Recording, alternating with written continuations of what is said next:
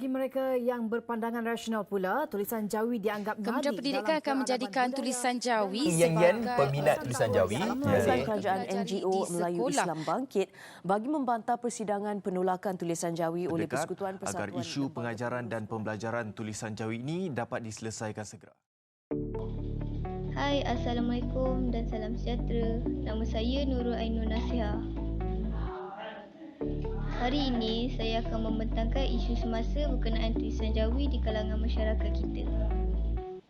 Terlebih dahulu, saya memperkenalkan ahli kumpulan saya seramai 7 orang, iaitu termasuk saya. Jika anda sudah bersedia, mari saya bawa anda ke masa lalu di mana pengenalan awal tulisan Jawi digunakan.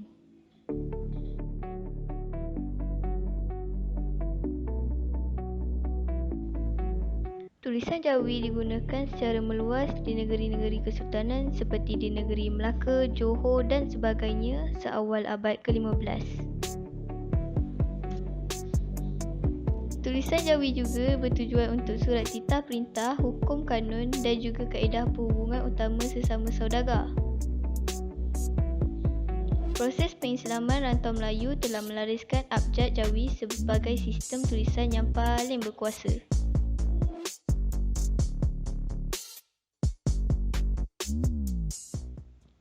Bagaimanapun, salah satu kelemahan utama amalan penulisan Jawi ialah ketidakseragaman sesama pengguna dari segi ejaan, yang mana menurut Zakbar kebiasaan penulis-penulis yang ramai. Ada banyak tentangnya yang berlain-lain pada lain-lain orang. Apatah lagi terdapat ketidaksepakatan sesama kamus-kamus bahasa Melayu yang sedia pada zaman dahulu.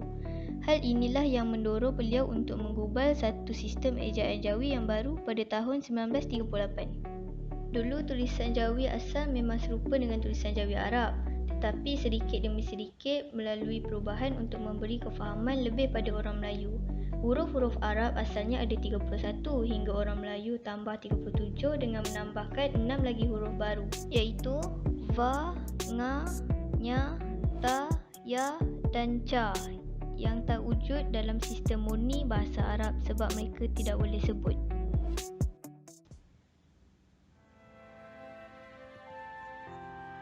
Jati diri Melayu terhakis sedikit demi sedikit dengan kuasa penjajah barat. Pada tahun 1956, Kongres Bahasa dan Persulatan Melayu membuat keputusan. Sudah sepatutnya tulisan Rumi dirasmikan bagi Persulatan Melayu dengan tidak menghapuskan tulisan Jawi sehingga masa menentukannya. Sehinggalah pada tahun 1993, Akta Bahasa Kebangsaan mengisytiharkan tulisan rasmi bahasa Melayu ialah tulisan Rumi. Tulisan Jawi hanya boleh menggunakan untuk pendidikan Islam, bermakna tulisan Jawi tidak boleh digunakan untuk nama, jalan, bangunan, bandar dan lain-lain. Kalau kita sebut tulisan Jawi, apa perkara pertama orang ingat? Susah. Betul tak? Susahnya nak tulis Jawi ni kan. Hanya untuk umat Islam sahaja. Itu tanggapan yang kita nak ubah. Ya, Jawi ni sebenarnya untuk semua orang. Yang pertama, susahlah tulisan Jawi ni kan, ambil masa untuk belajar. Sebenarnya itu tidak berlaku dalam dalam syoknya Jawi ataupun dalam Jawi untuk semua ni, menggunakan aujad. Baik, okey, seterusnya adalah yang akhir sekali untuk mengukuhkan perpaduan kita kan masyarakat berbilang kaum. Jadi kalau boleh semua orang dapat menulis Jawi, kan seronok macam tu kan. So semua dia punya signboard, dia punya buku semua pun ada tulisan Jawi. So itu pun salah satu faktor yang tolong saya improve dan buat saya minat macam nak belajar Jawi. Tulisan Jawi ni merupakan tradisi kaum Melayu dan kita tak salah pun nak belajar sebab bila dah zaman moden ni kebanyakan orang dah ke arah lagi moden. So dia orang akan slowly lupa benda-benda yang tradisional semua tu. Tak salah pun kita nak belajar. Mungkin yang Cina ni boleh belajar sikit, yang Melayu pun boleh belajar yang Cina. Tak salah pun belajar Tamil kan juga. Betul. Kalau boleh, belajarlah sama-sama tanpa ada pemikiran yang tidak betul. Ada juga usaha untuk selamatkan tulisan Jawi. Contohnya, dibuat utusan Melayu yang bertulisan Jawi dan diterbitkan dalam surat khabar seminggu sekali.